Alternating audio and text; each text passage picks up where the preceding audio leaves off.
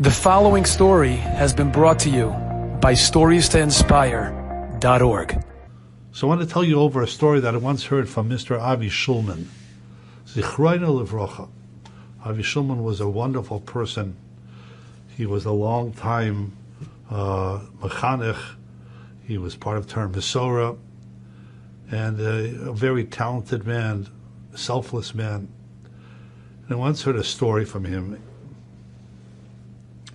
He once asked a well-known mechanech, what was this person is today a mechanech. He's an adult, he's a man, a Rabbi, he's a mechanech. He asked this person, who was your most influence, the Rabbi that had the most effect on you? You know, we see great people today, you know, I'm sure that everybody has a favorite Rabbi, the Rabbi that made a tremendous reishim on him. So he asked him, who's the Rebbe that had the most impression, the most really affected you? So he says, it was my fifth grade Rebbe. Yeah, so what did this fifth grade Rebbe do? So he says, because he did something that I'll never forget. The fifth grade Rebbe was conducting the class, and there were some kids that were acting out. So he tried to quiet the kid, didn't quiet him, writes his name on the blackboard. So after school, you're going to go see the principal. Another kid was acting out, did the same thing, wrote his name on the blackboard. And a third kid. 3 kids, their names are on the blackboard. They're going to face the music after class. Lo and behold, unbeknownst and unannounced, the principal walks into the class. You know, and wants to, farher the kids, ask the kids some questions.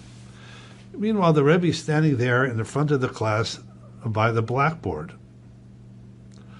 The problem is that as soon as the principal sees the blackboard, he's going to see the 3 offenders.